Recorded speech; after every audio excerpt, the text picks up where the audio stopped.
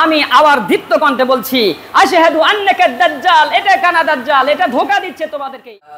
নাহমাদুহু ওয়া নাস্তাঈনুহু ওয়া নাস্তাগফিরুহু ওয়া নু'মিনু বিহি ওয়া নাতাওয়াক্কালু আলাইহি ওয়া নাউযু বিল্লাহি মিন শুরুরি আনফুসিনা ওয়া মিন সাইয়্যাতি আমালিনা। من يهد الله فلا مضل له ومن يضلله فلا هادي له وأشهد أن لا إله إلا الله وأشهد أن سيدنا ومولانا محمد هو المصطفى سيد الورى والشمس الهدى. وقال تعالى في كلامه المجيد وفي فرقانه الحميد: أعوذ بالله من الشيطان الرجيم، بسم الله الرحمن الرحيم. أحسب الناس أن يتركوا أن يقولوا آمنا وهم لا يفتنون. صدق الله المولانا العظيم. قال النبي صلى الله عليه وسلم: من سمع بالدجال فلينعمه فوالله إن رجل يأتيه وهو يحسب أنه مؤمن فيتبعوه مما يبعث به من الشبهات أو لما يبعث به من الشبهات أو كما قال عليه الصلاة والسلام. اللهم صل على محمد وعلى آل محمد كما صليت على إبراهيم وعلى آل إبراهيم إنك حميد مجيد. اللهم بارك على محمد وعلى آل محمد كما باركت على إبراهيم وعلى آل إبراهيم إنك حميد مجيد. আলহামদুলিল্লাহ রব্বি কারিমের দরবারে লাখ কোটি শুকরিয়া যে আল্লাহ তাআলা আমাদেরকে দুনিয়াবি সমস্ত কাজ থেকে ফারিগ করে বাইতুস সুজুদ জামে মসজিদে জুমার নামাজের উদ্দেশ্যে আগে আগে আসার বসার কিছু কথা বলা এবং শোনা তৌফিক দান করেছেন। সকলে বলে আলহামদুলিল্লাহ। আজকে 17ই রবিউল সানি 1447 হিজরি, 25শে আশ্বিন 1432 বাংলা, 10ই অক্টোবর 2025 ইংরেজি। আজকের এই জুমায় আমরা ধারাবাহিক আলোচনা করব দাজ্জালের ফিতনা ও দাজ্জালের সাক্ষাৎ এবং ধারাবাহিক আলোচনার কিয়ামতের আলামতের পর্ব নাম্বার 11। গত জুমায় আমরা আলোচনা করছিলাম দাজ্জালের আত্মপ্রকাশ এবং তার আগেই আমাদের ইমানি মেহনত করা, ইমানের কাফেলার সাথে থাকা, ইমানি দলভুক্ত হওয়া, ইমানি কার্যকলাপ চালু করা, নিজের ইমান আমলকে শক্তিশালী করা। কেননা আলামত প্রকাশিত হওয়ার পর এই ইমান আমার কোনো কাজে আসবে না। তার মধ্যে অন্যতম একটি আলামত ছিল দাজ্জালের আত্মপ্রকাশ। তাহলে দাজ্জালের আত্মপ্রকাশের পরে কোনো ইমানদারের ইমান কাজে আসবে না, কোনো ইমানদারের আমল কাজে আসবে না। সুতরাং দাজ্জালের আত্মপ্রকাশের আগেই আমাকে ইমানি মেহনত করতে হবে, ইমানের পথে চলতে হবে, ইমানের রাস্তায় থাকতে হবে, ইমানি কাফেলায় দলভুক্ত হবে এবং রাষ্ট্র, সমাজ, ব্যক্তি জীবন প্রত্যেকটা জীবনই ইমানি সিলসিলা, ইমানি পরিবেশে ভরপুর করতে হবে। আল্লাহ তাআলা ওই কথাগুলো আমাকে এবং আপনাকে সারা জীবন আমল করা তৌফিক দান করুন, আমিন। দেখুন, এই দাজ্জালের আত্মপ্রকাশ এবং ভয়াবহ আলামত সম্পর্কে আমাদেরকে আল্লাহর নবী এবং স্বয়ং আল্লাহ তাআলা কেন সতর্ক করছেন? এগুলো কবে হবে, ইমাম মাহাদি কবে হবে, কোন দিন আসবে, সেটা তো নির্দিষ্ট সময়ই আছে, আসবেই। আমাদের প্রস্তুতি কি? আমাদের এগুলো জানার কারণটা কি?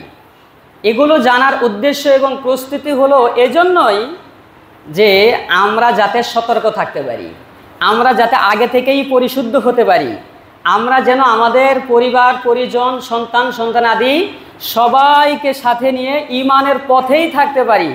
আমাদের পরবর্তী প্রজন্ম, তার পরবর্তী প্রজন্ম, তার পরবর্তী প্রজন্ম প্রত্যেকেই এই কথাগুলো প্রতি ভীতি সংস্কার করে নিজের ঈমান এবং আমলকে শক্তিশালী মজবুত করবে এবং হকের পথে থাকার জন্য সন্তানদেরকে নসিহত করে যাবে। সুতরাং মুমিন এবং মুসলমান যারা, এদেরকে আল্লাহ তাআলা সহজেই ছেড়ে দিবেন বিষয়টি এমন নয়। আমরা হয়তো অনেকেই মনে করব যখন এটা হওয়ার তখন তো হবেই, তখন ওই সকল ব্যক্তিরাই বুঝবে, তাহলে আমাদের জন্য কি? আল্লাহ বলেন আহাসিবান নাসু আন ইতরাকু আন ইয়াকুলু আমান্না ওয়া হুম লা ইফতানুন। তাহলে কি তোমরা মনে করো আল্লাহ তোমাদেরকে এমনিই ছেড়ে দিবেন? আন ইতরাকু, তোমাদেরকে খামাখা এমনিই ছেড়ে দিবেন, অথচ তোমরা শুধু বলো যে আমরা ঈমান আনছি। এই ঈমান আনার পরে শুধু তোমরা বলতেছো বা তোমরা চিন্তা ফিকির করছো, তোমরা তোমাদের মন মস্তিষ্ক ভেবে নিয়েছো ঈমান আনছি, সুতরাং আল্লাহ তাআলা আমাদেরকে ছেড়ে দিবেন, আমাদেরকে জান্নাত দিবেন। আল্লাহ বলেন লা ইফতানুন, পরীক্ষা ছাড়া, পরিশ্রম পরীক্ষা ছাড়া একজন মুমিনকেও আল্লাহ তাআলা ছেড়ে দিবেন না। সুতরাং এই পরীক্ষাটা কোনো কোনো ব্যক্তির জন্য সারা জীবনই পরীক্ষা হতে পারে, কোনো কোনো ব্যক্তির জন্য তার জীবন শাহাদতের মাধ্যমে পরীক্ষা হতে পারে, কারো জন্য অসুস্থতাও পরীক্ষা হতে পারে, দুনিয়ার সমস্ত আত্মমর্যাদা পদ সব কিছু নিয়েও তার জন্য পরীক্ষা হতে পারে। এইটা আমি কিয়ামতের আলামতের এইখানে এই পরীক্ষা স্বরূপ এই জন্য আনা যে দাজ্জালের আত্মপ্রকাশ এবং দাজ্জালের ফিতনা সম্পর্কে আমাদেরকে পরীক্ষা করবেন। এইগুলো আমাদের মধ্যে যখনই প্রকাশিত হবে আমরা তখন এই পরীক্ষায় সঠিকভাবে যাতে থাকতে পারি এবং আল্লাহর প্রতি ঈমান পরিপূর্ণ আস্থা রেখে যাতে আমি পরিপূর্ণ একজন ঈমানদার থাকতে পারি, আল্লাহ তাআলা তখনই আমাদেরকে ছেড়ে দিবেন, তখনই আমাদেরকে সফলতা দান করবেন।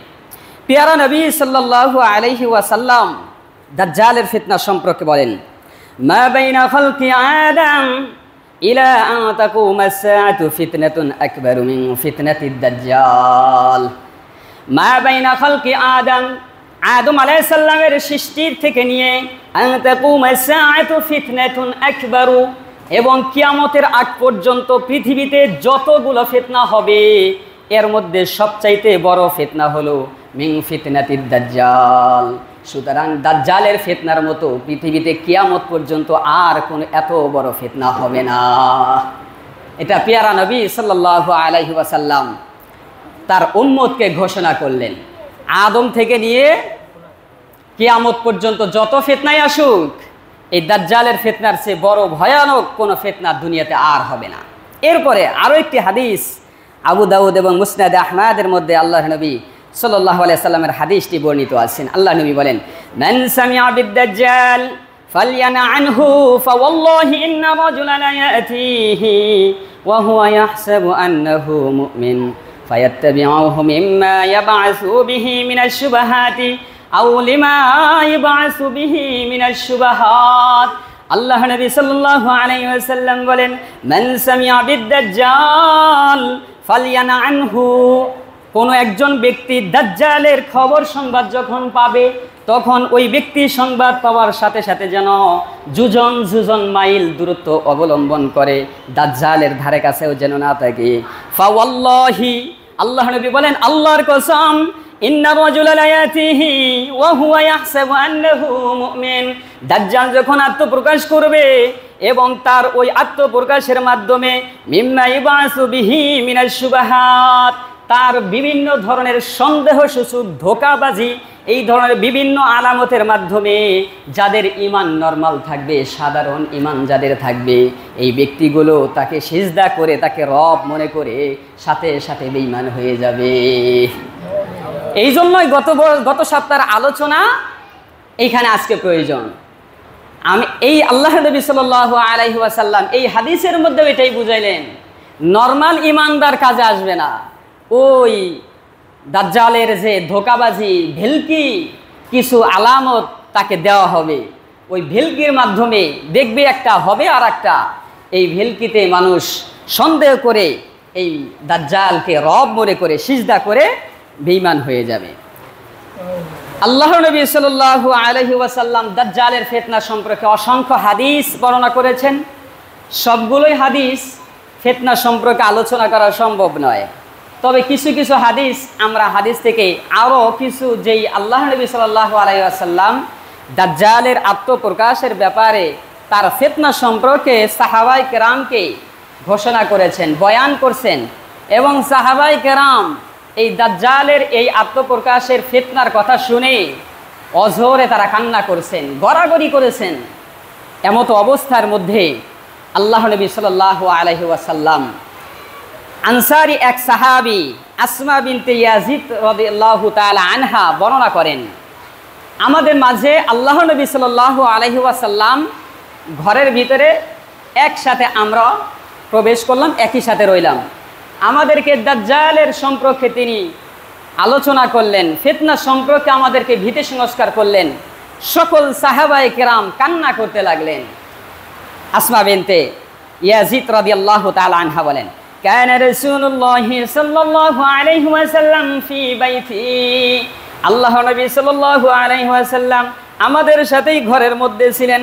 ফাযাকারাদ দাজ্জাল, তখন দাজ্জালের আলোচনা শুরু করলেন এবং সবাইকে বলেন, এই তোমরা যারা আসো সবাই মসজিদে বা তোমরা এখানে যারা আসো ঘরের ভিতরে তোমরা একদম চুপ হয়ে যাও, দাজ্জালের ভয়াবহ সম্পর্কে আমি তোমাদেরকে ঘোষণা করছি। ক্বালা ইন্না বাইনা ইয়াদাইহি সালাসা সিনিন, দাজ্জাল আত্মপ্রকাশ হওয়ার আগে 3টি বছর এমন হবে। আল্লাহ নবী সাল্লাল্লাহু আলাইহি ওয়াসাল্লাম বলেন, সানাতুন তুমসিকুস সামাউ ফিহা সুলুসা কতরিহা ওয়াল আরদু সুলুসা নাবাতিহা, দাজ্জাল যেই বছর আত্মপ্রকাশ করবে তার 3 বছরের এমন অবস্থা হবে। প্রথম বছর তুমসিকুস সামাউ ফিহা সুলুসা কতরিহা, আকাশ তার 1/3 বৃষ্টি বন্ধ করে দিবে, এবং ওয়াল আরদু সালাসু নাবাতিহা, জমিন তার 1/3 ফসল বন্ধ করে দিবে। আকাশ থেকে এখন যেই পরিমাণ বৃষ্টি হচ্ছে এর চাইতে 3 ভাগের 1 ভাগ বন্ধ করে দিবে। কিছু বৃষ্টি এভাবে চলতে থাকবে এবং জমিনে যেই পরিমাণ ফসল 3 ভাগের 1 ভাগ দেওয়ার বাদ বাকি সব বন্ধ। এরপর বলেন ওয়াসারিয়াতু, এবং দ্বিতীয় বছর এমন হবে তুমসিকুস সামাউ সুলুসা কতরিহা ওয়াল আরদু সুলুসা নাবাতিহা, এবং দ্বিতীয় বছর আসমান 2 অংশ বৃষ্টি বন্ধ করে দেবে, জমিন তার 2 অংশ ফসল বন্ধ করে দেবে। ওয়াসালিসাতু, এবং তৃতীয় বছর এমন হবে তুমসিকুস সামাউ কতরিহা কুল্লুহু ওয়াল আরদু নাবাতাহু কুল্লুহু, তৃতীয় নম্বর বছরে এমন হবে আসমান পরিপূর্ণ বৃষ্টি বন্ধ করে দিবে, জমিন সম্পূর্ণ ফসল বন্ধ করে দিবে, জমিনে কোনো ফসল হবে না, আসমান থেকেও কোনো বৃষ্টি হবে না, সারা পৃথিবীতে দুর্ভিক্ষ চলে আসবে।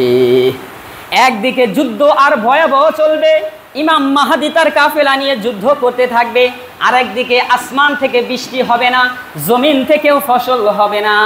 সুতরাং এমন একটা দুর্ভিক্ষর অবস্থার মধ্যে দাজ্জাল আসবে। দাজ্জাল এসে মানুষদেরকে এইভাবে ধোঁকা দেবে, এক ব্যক্তিকে যাবে এক এলাকার মধ্যে যাবে, ফালা ইয়াবকা যাতু জিলফিন ওয়ালা যাতি যুরুফিন মিনাল বাহাইমি, এবং ওই বৃষ্টি এবং ফসল ফলাদি ঘাস লতাপাতা না হওয়ার কারণে পৃথিবীতে কোনো প্রাণী পর্যন্ত বেঁচে থাকবে না। চতুষ্পাদ প্রাণীগুলো, উটগুলো, বকরিগুলো, গরু ছাগল সমস্ত জিনিসগুলোই মারা যাবে। সুতরাং মানুষের দুর্ভিক্ষর মধ্যে পড়ে যাবে।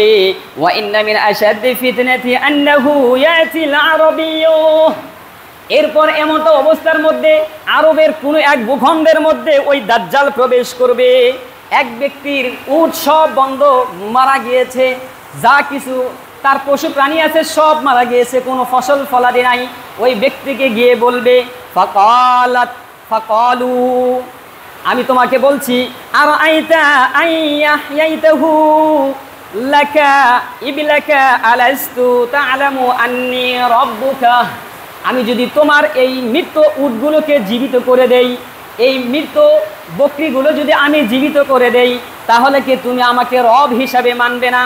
ওই ব্যক্তি তখন বলবেন ফাকালু বালা, হ্যাঁ, যেই ব্যক্তি মৃত কোনো জানোয়ারকে জীবিত করতে পারে সেই তো রব, আল্লাহ তাআলা ছাড়া তো কোনো মৃত প্রাণীকে জীবিত করার ক্ষমতাই রাখে না। তখন এই ব্যক্তি যখন এই কথার সাথে চুক্তি হয়ে যাবে, দাজ্জাল তখন বলবে ফায়ামুসুলু লাহু নাহওয়া ইবলিহি কাহসাইহিনাহু মা ইয়াকুনু যুরআন ওয়া আযিমু আসমাইতাহু। দাজ্জালের সাথে কিছু শয়তান জিন থাকবে। ওই জিনগুলোকে বলবে তোমরা উটের অবস্থা তৈরি হও এবং উটের আকৃতি ধারণ করো। ওনার যেমন বকরি ছিল ওই বকরির আকৃতি ধারণ করো, গরু ছিল গরুর আকৃতি ধারণ করো, এবং ওই জিনগুলো বকরির আকৃতি ধরবে, গরুর আকৃতি ধরবে, উটের আকৃতি ধরবে, লেজগুলো লড়াইতে থাকবে, হাম্বা হাম্বা বলতে থাকবে, আর ওই ব্যক্তি তাকে রব মেনে বেঈমান হয়ে মারা যাবে। এরপর ওই দাজ্জাল আরো একটি এলাকার মধ্যে প্রবেশ করবে এবং ওইখানে প্রবেশ করার পর দেখবে এক ব্যক্তি কান্না করছেন। কি জন্য কান্না করছেন? কদ মাতা আখুহু ওয়া মাতা আবুহু। ওই ব্যক্তির ভাই এবং পিতা মারা গেছে। দুনিয়াতে কোনো আত্মীয় স্বজন নাই, সবাই মারা গেছে, ভাই আর পিতা এই দুজনও মারা গেছে, তাদের শোকে কান্না করতেছেন।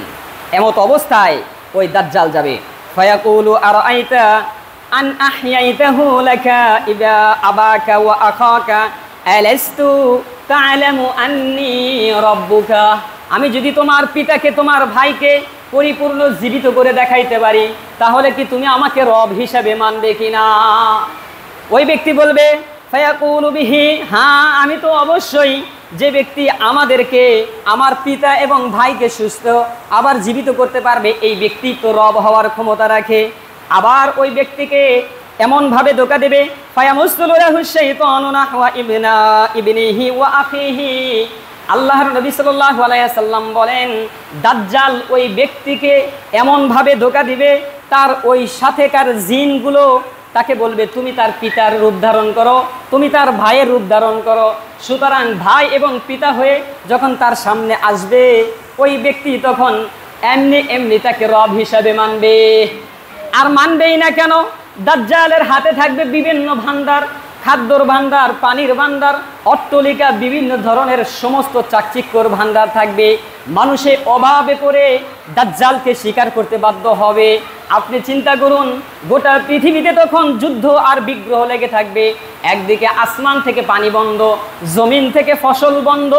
এমত অবস্থার মধ্যে আপনার সন্তান যদি আপনার কাছে খাবার চায় আর আপনি খাবার এনে দিতে পারছেন না, আপনার মা যদি আপনার কাছে খাবার চায়, আপনি বাহিরে ঘোরাফেরা করে কোথাও থেকে আপনি খাবার পাচ্ছেন না, দোকানপাটের মধ্যেও খাবার নাই, আপনার স্ত্রী আপনার কাছে যদি খাবার চায়, স্ত্রীর চেহারাটা মলিন দেখা সত্ত্বে আপনি বাহিরে গেছেন, আপনি খাবার আনতে পারছেন না, এমত অবস্থার মধ্যে দুর্ভিক্ষ চলতে থাকবে। সুতরাং আল্লাহ নবী সাল্লাল্লাহু আলাইহি ওয়াসাল্লাম যখন এই ভয়াবহ দৃশ্যের কথা বললেন, সমস্ত সাহাবায়ে কেরাম ঘরের ভিতরে কান্না করতে লাগলেন। তারপর আল্লাহ নবী সাল্লাল্লাহু আলাইহি ওয়াসাল্লাম قالت আসমা বিনতে ইয়াজিদ বলেন, সুম্মা খরাজ রাসূলুল্লাহ সাল্লাল্লাহু আলাইহি ওয়াসাল্লাম লিহাজাতি। এতটুকু বলার পর আল্লাহ নবী কোনো এক কারণে, কোনো এক প্রয়োজনে তিনি বাহিরে গেলেন। আর আমরা এই ঘরের মধ্যে কান্নাই করতেছিলাম, হায় এই দুর্ভিক্ষ, খাবার নাই, পোশাক নাই, পরিচ্ছদ নাই, ফসল নাই, ফলাদি নাই, বৃষ্টি নাই, তাহলে ঈমানদাররা বাঁচবে কি খেয়ে? ঈমানদাররা থাকবে কিভাবে? তাদের অবস্থাটা কেমন হবে? আসমা বিনতে ইয়াজিদ রাদিয়াল্লাহু তাআলা আনহা এই কথা তখন বললেন, ভয়াবে কি সকলেই কান্না করতেছিলেন। আল্লাহ নবী বলেন, লা ইয়াবকা, তোমরা কি করো না? কেউ কান্না করো না। তাহলে কি? শোনো, মা যাকারতা মিনাদ দাজ্জাল ফায়াকুলু ফাওয়াল্লাহি ফায়াকফিহি তাসনিউ ইয়াউমা ইযিন। যদি ওই দাজ্জালের ওই সময়ে যদি কোনো মুমিন থাকে, তাদের জন্য যথেষ্ট হবে। ইয়াকফিলুল মুমিনু আনিত তাআমি ওয়াশ শারাব। মুমিনদের খাবার এবং পানি প্রয়োজন মোতাবেক আল্লাহ তাআলা এমনভাবে ব্যবস্থা করবেন, আত-তাকবীর ওয়াত তাসবিহ ওয়াত তাহমিদ। যখন পৃথিবীতে কোনো ফসল ফলাদি হবে না, আসমান থেকে বৃষ্টিও আসবে না, আর দুর্ভিক্ষ লেগে থাকবে, আল্লাহ নবী বলেন ওই অবস্থার মধ্যে আত-তাকবীর, আত-তাসবিহ, আত-তাহমিদ, মুমিন ব্যক্তি শুধু ওই সময় আল তাকবীর, আল্লাহু আকবার বলবে, মুমিনের ক্ষুধা সাথে সাথে চলে যাবে। মুমিন সাথে সাথে বলবে সুবহানাল্লাহ, মুমিনের ক্ষুধা চলে যাবে। মুমিন বলবে আলহামদুলিল্লাহ, মুমিনের ক্ষুধা চলে যাবে। জিকির হবে ওই সময় মুমিন ব্যক্তির খাদ্য। এখন আমাদের এই যে তাকবীর, তাসবিহ, তাহমিদ, এই শব্দগুলোর তালিম নেওয়া দরকার। এই শব্দগুলো শুধু একটা জিকির, শুধু একটু তাসবির দানা গোনা, এটি একটি শব্দ বললেই হয় না, বরং এখান থেকে আমাদের কিছু তালিম, কিছু শিক্ষার প্রয়োজন। আমরা আল্লাহু আকবার আপনিও বলেন, আবার মুনাফিকও আল্লাহু আকবার বলবে। আপনার আল্লাহু আকবার আর মুনাফিকের আল্লাহু আকবার এক নয়। আপনি আল্লাহু আকবার যখন বলেন, গোটা পৃথিবীতে সবচেয়ে শক্তিশালী, সবচেয়ে বড় তিনি হলেন কে? আল্লাহ। ওই ব্যক্তি, যে ব্যক্তি আল্লাহু আকবার পরিপূর্ণ আল্লাহকেই স্বীকার করে, আল্লাহু আকবার তাসবিহ পাঠ করে, পৃথিবীর কোনো শক্তি তাকে হটিয়ে দিতে পারবে না, তলিয়ে দিতে পারবে না। কিন্তু মুনাফিক যে শুধু আল্লাহু আকবার মুখে বলেছে, নামাজে বলেছে, তাসবিহ পাঠ করেছে, কিন্তু আল্লাহর সাথে গাদ্দারি করেছেন, ওই ব্যক্তির জন্য ওই দাজ্জালের সময় এই তাসবিহ আর তার ক্ষুধা নিবারণ করবে না। এজন্য আমরা তাকবীরগুলো, এই শব্দগুলোর সাথে সাথে আমি আমার ব্যক্তি জীবন, আমরা সেগুলো চেষ্টা করব। আমি শুধু আল্লাহু আকবার দিনে 1000 বার পড়তেছি, আবার আমি আল্লাহর সাথে অন্যকে শরীক করেই চলতেছি, আবার মাঝে মধ্যেও বলতেছি এইগুলো জিনিস আল্লাহ তাআলার বাহিরে বিজ্ঞানের মাধ্যমে, আধুনিকতার মাধ্যমে সমাধান করা সম্ভব। নানান কিছুতে আমি আল্লাহকে সমকক্ষ কোনো ব্যক্তিকে মনে করছি। আপনার এই তাকবীর, এই তাসবিহ ওই দিন কোনো কাজে আসবে না। আল্লাহ তাআলা আমাদেরকে সঠিকভাবে আল্লাহ তাআলার জিকির পরিপূর্ণভাবে এই তাসবিহ, তাকবীর, তাহমিদগুলো পালন করা তৌফিক দান করুন। সকলে বলে আমিন। এরপর আল্লাহর নবী সাল্লাল্লাহু আলাইহি ওয়াসাল্লামকে জিজ্ঞাসা করা হলো, এই ব্যক্তি যখন এমত অবস্থার মধ্যে হবে, তাহলে এই দাজ্জালকে ফিতনা থেকে বাঁচানোর জন্য, জাতিকে রক্ষা করার জন্য উপায় কি থাকবে? ক্বালা ইন্না ইয়াখরুজু ওয়া আনা হাত্তা নাতিহি জাযিতাহু হাজিজহু ওয়া আবা ইবনে রব্বি খলিফাতি আলা কুল্লি মুমিন ফাকুলতু ইয়া রাসূলুল্লাহ। আল্লাহ নবী সাল্লাল্লাহু আলাইহি ওয়াসাল্লাম বললেন, আমি যদি ওই সময় বেঁচে থাকি তাহলে আমি নিজেই সতর্ক করব, আর যদি না থাকে তাহলে প্রত্যেকের ঘরে, প্রত্যেক ব্যক্তি এবং প্রত্যেক রাষ্ট্র গোত্রর মধ্য থেকে আল্লাহর পক্ষ থেকে যারা খলিফা থাকবে, তারা সেগুলোর ব্যাপারে মুমিন হয়েই যে সকল খলিফা থাকবে, তারা জাতিকে সতর্ক করবে, তারা জাতিকে রক্ষা করবে।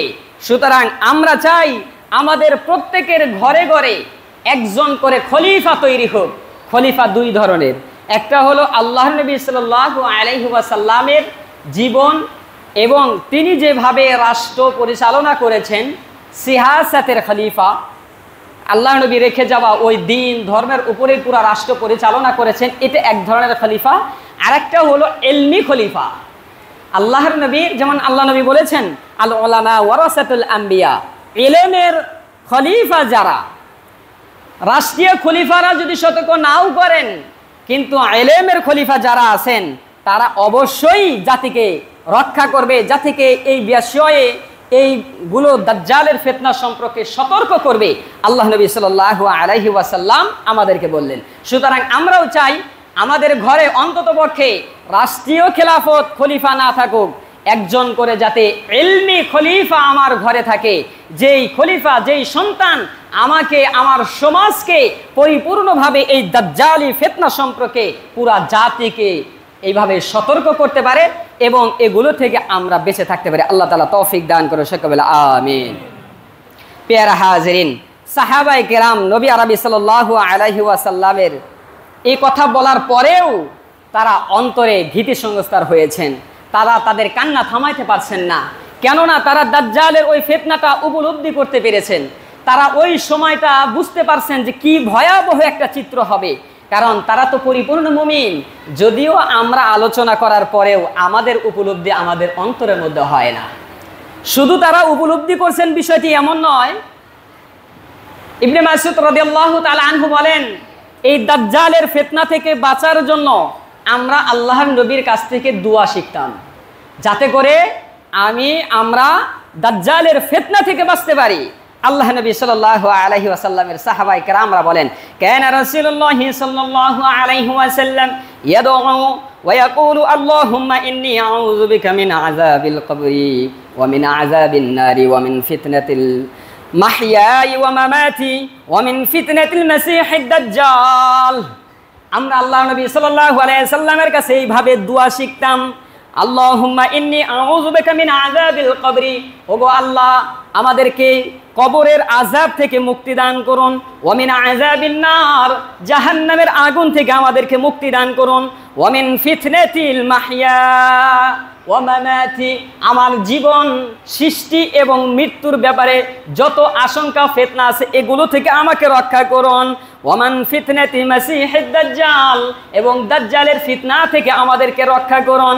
সাহাবায়ে কেরাম বলেন এই দোয়াটা কোন সাহাবী নামাজের ভিতরে সানা হিসেবে পড়েছেন। প্রত্যেক নামাজের শুরুতে নিয়তের পরে সানা হিসেবে এই দোয়াটা পড়েছেন। আবার কোন সাহাবী এটাকে তাশাহুদ হিসেবে পড়েছেন, আবার কোন সাহাবী এটাকে মুনাজাতে পড়েছেন।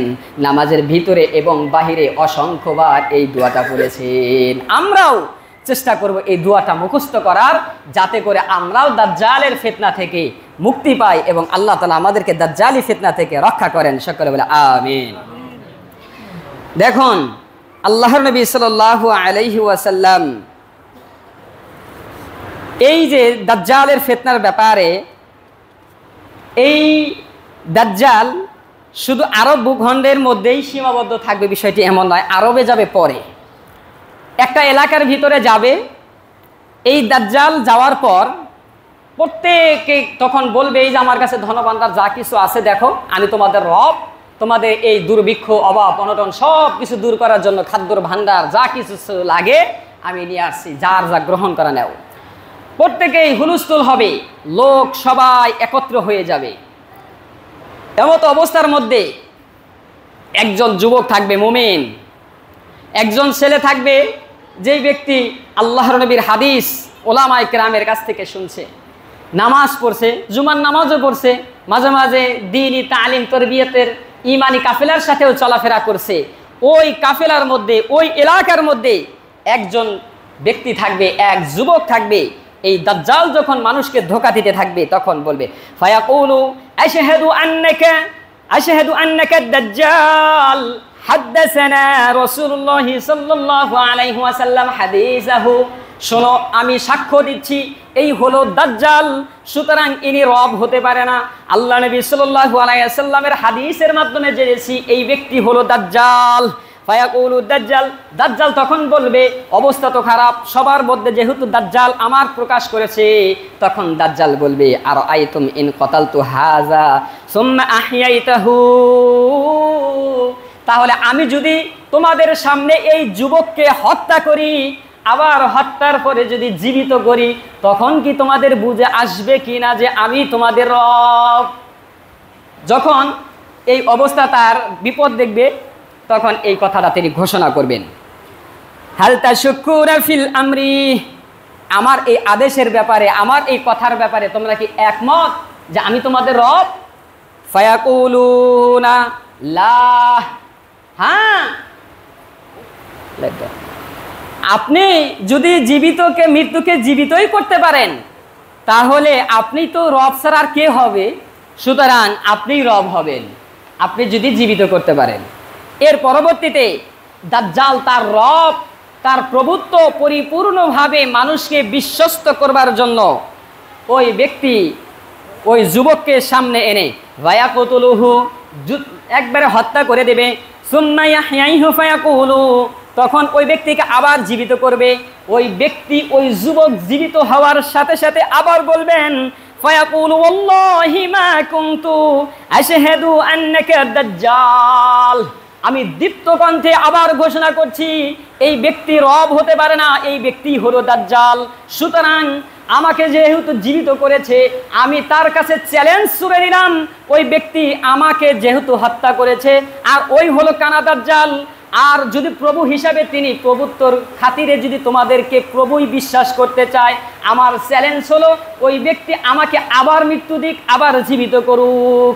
সুতরাং দাজ্জালের পাওয়ারই থাকবে একবার জীবিত করা, একবারের বেশি দাজ্জাল আর জীবিত করতে পারবে না। এমত অবস্থায় যখন ওই যুবক একটা চ্যালেঞ্জ ছুড়ে দিবে, আমাকে জীবিত করেছে ঠিক আছে, এখন আমাকে মৃত্যুবরণ করার পর যদি আবার জীবিত করতে পারে তাহলে রব হিসাবে তোমরা মেনে নিও। সুতরাং আমি আবার দীপ্ত কণ্ঠে বলছি, আশহাদু আন্নাকা দাজ্জাল, এটা কানা দাজ্জাল, এটা ধোঁকা দিচ্ছে তোমাদেরকে, ইনি রব হতে পারে না। এই অবস্থা দেখে তখন ফায়ারিদুদ দাজ্জাল, দাজ্জাল তখন ভাগতে থাকবে, আর এই এলাকার মধ্যে থাকবে না। এইভাবে দাজ্জাল বিভিন্ন জায়গাতে জায়গাতে জাতিকে ধোঁকা দিতে থাকবে।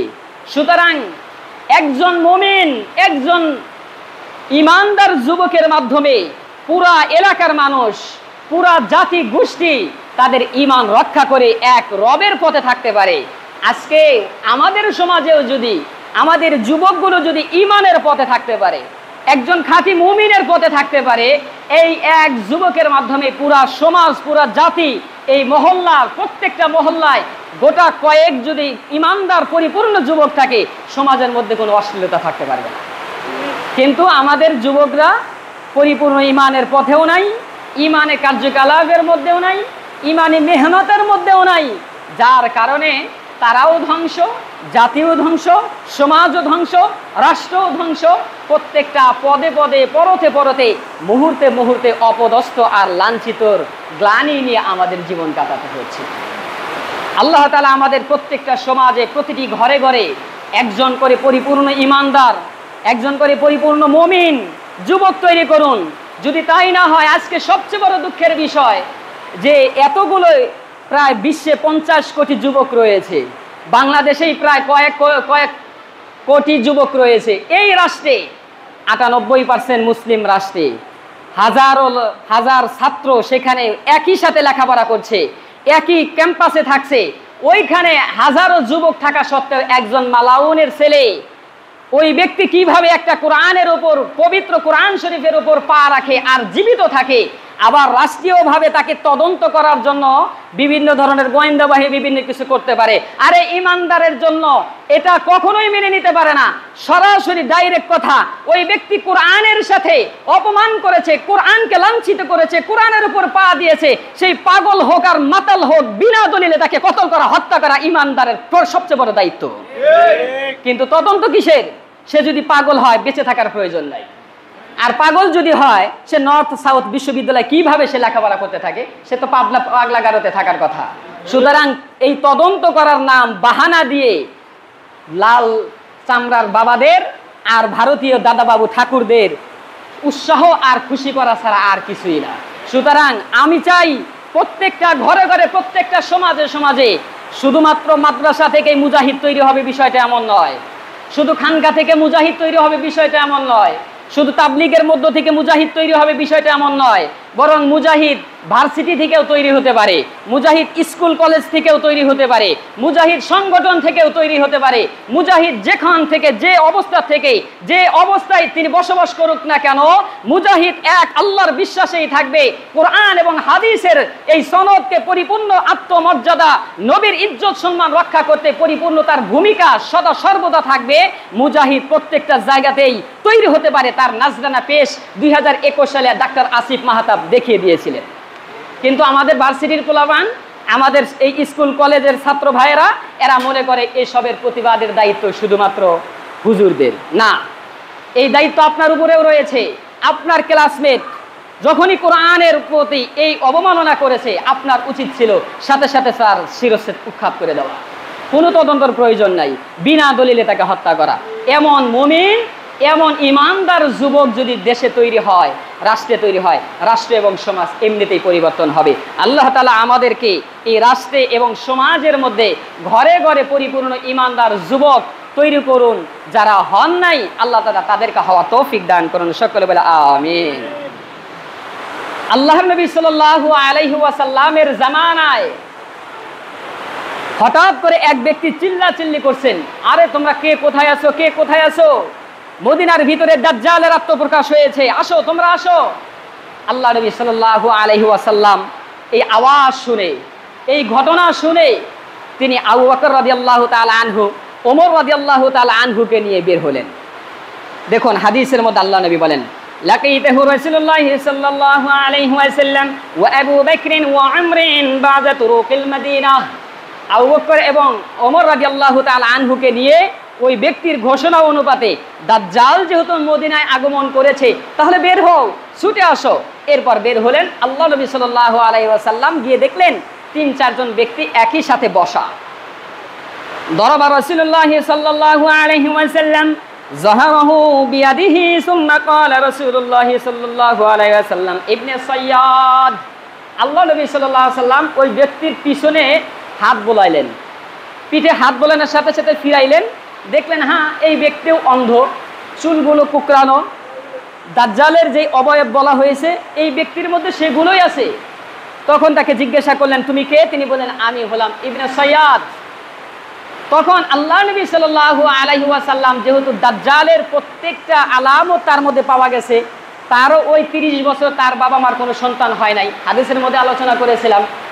তো আল্লাহ নবী বলেন, আতাশহাদু আন্নী রাসূলুল্লাহ, তুমি কি আমাকে রসুল হিসেবে মানো? ওই ব্যক্তি বলে উল্টা, আতাশহাদু আন্নী রাসূলুল্লাহ, আপনি কি আমাকে রসুল মানেন? আল্লাহর নবী তাকে জিজ্ঞাসা করছে, তুমি কি আমাকে নবী হিসেবে মানো নাকি? তিনি উত্তরে আবার পাল্টাতে বলতেছেন, আপনি কি আমাকে রাসূল মানেন নাকি? এইগুলো প্রশ্ন হচ্ছে। এরপর আবার জিজ্ঞাসা করছে, তুমি কি দেখো, তুমি কি করো? উনি বলে, আমি সমুদ্রের উপরে এরকম সিংহাসন দেখি। আল্লাহ নবী বললেন, ওটা শয়তানের সিংহাসন।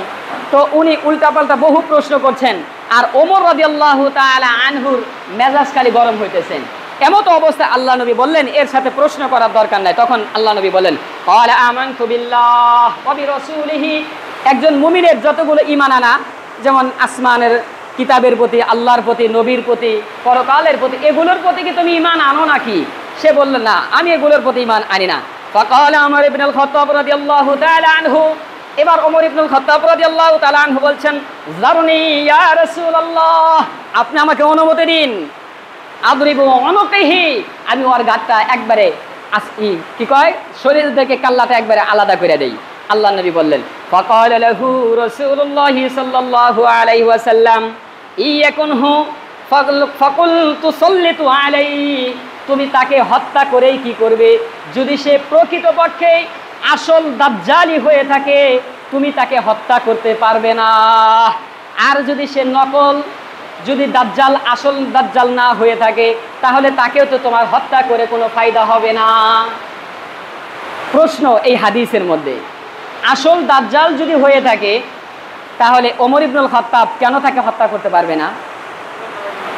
কারণ এটা প্রশ্ন হতেই পারে, যেহেতু আল্লাহর নবী সেখানে উপস্থিত এবং ওমর রাদিয়াল্লাহু তাআলা আনহু নিজেই বলতেছেন, আমি তার শিরচ্ছেদ আলাদা করে দিব। আর আল্লাহর নবী বললেন, যদি সে আসল দাজ্জাল হয়ে থাকে, তুমি তাকে হত্যা করতে পারবে না। এই প্রশ্নের জবাব হলো, দাজ্জালকে হত্যা করার জন্য আল্লাহ তাআলা একজন ব্যক্তিকেই নির্দিষ্ট করে রেখে দিয়েছেন, তিনি হলেন ঈসা ইবনে মারইয়াম আলাইহিস সালাম, যার বয়স বর্তমান 2000 বছর চলছে। আর দাজ্জালের বয়স প্রায় 1500 বছরের বেশি হয়েছে। কথাটা আশ্চর্য এবং কি আজব মনে হচ্ছে, তবে গুজব না, আল্লাহর নবীর হাদিস থেকেই আমরা সেটা জানতে পারবো। এই হাদিস দিয়ে আমি আমার আলোচনার ইতি টানছি। দাজ্জালের বয়স 1500 বছরের উপরে, আর ঈসা আলাইহিস সালামের বয়স 2000 বছরের উপরে। ঈসা আলাইহিস সালাম আসমানে রয়েছেন, কিয়ামতের আগ মুহূর্তে দাজ্জালকে হত্যা করার জন্য ঈসা আলাইহিস সালাম দুনিয়াতে আগমন করবেন। ঈসা আলাইহিস সালামের হাতেই একমাত্র দাজ্জাল হত্যা হবে, পৃথিবীর কোনো মানুষের হাতে দাজ্জাল হত্যা হবে না এবং তাকে কেউ হত্যা করতে পারবে না। দাজ্জালের বয়স 1500 বছরের বেশি হবে বা হয়েছে, এর অর্থ কি? তাহলে কি দাজ্জালকে কি কেউ দেখেছে? হ্যাঁ, নবী আরবি সাল্লাল্লাহু আলাইহি ওয়াসাল্লামের জামানাতেই দাজ্জালকে দেখেছেন এক খ্রিস্টান যুবক, তার নাম হলো তামিম আদ-দারি। তিনি পরে মুসলমান হয়েছেন। এই তামিম আদ-দারির এই হাদিসটি ফাতেমা বিনতে কায়েস রাদিয়াল্লাহু তাআলা আনহা, তিনি এই হাদিস, লম্বা হাদিস বর্ণনা করেছেন। তামিম আদ-দারি রাদিয়াল্লাহু তাআলা আনহুরা ব্যবসার কাজে সমুদ্রের ভিতরে জাহাজ নিয়ে যখন চলাচল করতেছিলেন, বিরাট বিভিন্ন ঝড় হওয়ার কারণে এদের এই জাহাজ থেকে তারা রাস্তা, সমুদ্রে এই রাস্তা তারা ভুলে যায়। পরবর্তীতে একটা ছোটোখাটো একটা লঙ্ঘন নিয়ে এক দ্বীপের মধ্যে তারা সেখানে পদার্পণ করেন এবং কারো কাছ থেকে জানতে চায় যে আমাদের এই মদিনার পথে যাওয়ার আমাদের কোনো রাস্তা কেউ বলে দিবে কি না। এমতো অবস্থা ওই দ্বীপ ঘুরতে ঘুরতে ঘুরতে ঘুরতে এক জায়গায় গিয়ে একজন ব্যক্তিকে পায়। ওই ব্যক্তিকে পাওয়ার সাথে সাথে তার অবস্থাটা এমন, তার শরীরের ভিতরেও লম্বা লম্বা চুল, মাথার মধ্যেও লম্বা লম্বা চুল, পায়েও লম্বা লম্বা চুল, পিঠেও লম্বা লম্বা চুল, সারা শরীরেই চুল আর চুল দিয়ে ভরপুর। তাকে জিজ্ঞাসা করলো, মান আনতা, তুমি কে? উনি বললেন, আনা জাসসাস, আমি হলাম জাসসাস। তখন তাকে জিজ্ঞাসা করা হলো, আমাদেরকে মদিনার রাস্তাটা একটু দেখাইয়া দিন। তখন তিনি বললেন, আমার সাথে কোনো কথা নাই এবং আমি আপনাদেরকে রাস্তা দেখানোর মতো আমার কোনো যোগ্যতাও নাই, সুতরাং যা বলার আমাদের ওই ভিতরে একজন আছে, তার সাথে গিয়ে কথা বলেন, সেই আপনাদেরকে সব কিছু বলবেন। এই কাফেলার এই কয়েকজন ব্যক্তি, তামিম আদ-দারি সহ ওই ব্যক্তি যখন ওই জাসসাস, এই ভয়ানক চেহারা ওই ব্যক্তি যখন রুমের ভিতরে নিয়ে গেলেন, তখন ওই ব্যক্তি সবাই দেখতে পেলেন, ওয়া হুয়া মুআসসাকুন ইলা হাবিলিন বিল হাদিদ, লোহার শিকল দ্বারা তাকে পরিপূর্ণভাবে বাঁধা, হাত পা সব কিছুই বাঁধা, আর যে ব্যক্তি বাঁধা আছে তার হাত দুটা এইভাবে বাঁধা। জিজ্ঞাসা, তোমাকে এইভাবে কেন বাঁধা হয়েছে এবং কে বাঁধা করেছেন? তিনি বললেন, যার বেঁধে রাখার প্রয়োজন তিনি আমাকে এভাবে বেঁধে রেখেছেন, তিনি হলেন মহান রব, সুতরাং আমাকে এই শিকল দ্বারা এখানে এইভাবে আটকে রাখা হয়েছে। আর তোমরাই বা এখানে কে? এই পর্যন্ত এই দ্বীপে কোনো ব্যক্তির আগমন এখনো পর্যন্ত হয় নাই, বা এখানে কেউ আসবে এটাও আমি কল্পনা করি নাই, সুতরাং আমি এখানে শত শত বছর হলো এখানে রয়েছি, কোন একজন ব্যক্তিও আমাদের এই দ্বীপের মধ্যে আগমন করে নাই। তখন তাকে জিজ্ঞাসা করল, মান আনতা, তুমি কে? ক্বালা আখবিরুনি আম্মা আসআলুকুম আনহু ফাকালু, ওই ব্যক্তি বলতেছেন, আমার পরিচয় পরে, আগে আমি তোমাদেরকে কিছু প্রশ্ন করব, এরপর তোমরা তোমাদের রাস্তা খুঁজে পাবে, সুতরাং আমার প্রশ্নের জবাব ছাড়া তোমাদের রাস্তার কথা বলা হবে না। বারবার জিজ্ঞাসা করা হচ্ছে, মান আনতা, মান আনতা, তুমি কে? কিন্তু ওই যে শিকল দ্বারা যে আটকানো ওই ব্যক্তির একটাই কথা, আমার প্রশ্ন আছে, এই প্রশ্নের উত্তর যখন তোমরা দিবে এরপরে আমি তোমাদেরকে বলবো আমি কে। এই ব্যক্তি যখন এইভাবে চলল, তখন তাকে জিজ্ঞাসা করল, সালনা ক্বালা মা ফাআলা নাকলু বাইসান ইতআইমু, তোমাদের জানা মতে বাইসান নামক একটি খেজুরের বাগান আছে। বাইসান, এই বাইসানের খেজুরের বাগানে এখনো কি খেজুর ধরে বা মানুষে কি খাবার খায়? ওই বাইসানের খেজুর বাগানের খেজুরগুলো কি মানুষে আহার করতে পারে? তারা বললেন, ক্বালু নাম, হ্যাঁ, বাইসানের খেজুর বাগান খেজুর ধরে এবং খেজুরগুলো মানুষে খায়। বাইসান হলো ফিলিস্তিন এবং জর্ডানের মধ্যবর্তী স্থানে একটি খেজুরের বাগান। পৃথিবীতে সবচেয়ে বড় খেজুরের বাগান হলো বাইসান। ওই বাইসানের খেজুর গোটা পৃথিবীতে ইম্পোর্ট হয়। ওই বাইসানের খেজুর তখন ওই জামানার প্রত্যেক মানুষই খাবার খাইতো। তো দাজ্জাল জিজ্ঞাসা করলো, বাইসানের খেজুর বাগানের খেজুর আছে কি না? ওনারা বললেন, হ্যাঁ, বাইসানের খেজুর বাগান আছে। এরপর বললেন, ফাকালা আখবিরুনি আইনা জাগর বিহা মা, দ্বিতীয় প্রশ্ন, জাগর নামক যে নালা আছে, যে নদী পথ আছে, ওই নদীর ভিতরে কি পানি এখনো আছে কিনা এবং ওই পানি থেকে মানুষ উপকৃত হতে পারে কিনা? তারা বললেন, ক্বালু নাম, হ্যাঁ, ওইখানেও পানি আছে। এরপর আবার বলছেন, ক্বালা আখবিরুনি আন হাযা রাজুলি হাযা খরাজা, একজন নবী আগমন করার কথা, সেই নবীও কি আগমন করেছে কিনা? তারা বললেন, ক্বালু নাম, হ্যাঁ, সেই নবীও আগমন করেছেন। এরপর তিনি বললেন, মান আনতা, তুমি এবার কে? পরিচয় দাও। তখন তিনি বললেন, ক্বালা আনা দাজ্জাল, আমি হলাম দাজ্জাল। আর এই তিনটি প্রশ্ন আমি তো এই জন্য তোমাদেরকে করেছি, যখন বাইসানের খেজুর বাগানে খেজুর আর ধরবে না, ওই জাখার নামক ওই সমুদ্রের পানি যখন আর থাকবে না, এবং নবী আরবি সাল্লাল্লাহু আলাইহি ওয়াসাল্লাম আর দুনিয়ার মধ্যে থাকবে না, আমি দাজ্জাল তখন তোমাদের সামনে আত্মপ্রকাশ করব। সুতরাং আজকে এই সময়ে একবিংশ শতাব্দীতে বাইসানের খেজুর বাগানে আর খেজুর নাই, ওই জাগার ওই সমুদ্রের ভিতরেও তেমন আর পানি পাওয়া যায় না। নবী মুহাম্মদ সাল্লাল্লাহু আলাইহি ওয়াসাল্লাম তো 1450 বছর পূর্বেই আমাদের কাছ থেকে বিদায় নিয়েছেন। সুতরাং দাজ্জালের আত্মপ্রকাশ কতটুকু আমাদের ভীতি সংস্কার করছে এবং কতটা অশনীয় আমাদেরকে সতর্ক করছেন, বিবেকের কাছে প্রশ্ন করুন। কাজেই এই দাজ্জালের আত্মপ্রকাশ হওয়ার আগেই আল্লাহ তাআলা আমাদের প্রত্যেককেই পরিপূর্ণ ঈমানের মেহনত করা, আমল করা এবং ঈমানের পথে থাকা, ঈমানি কাফেলার সাথে সংযুক্ত থেকে নিজের ঈমান আমলকে শক্তিশালী এবং মজবুত ঈমানদার হওয়ার তৌফিক দান করুন। সকলে বলে আমিন। যারা কাবলাল জুমা পড়ি না, ইনশাআল্লাহ আমরা কাবলাল জুমা পড়ি নাই।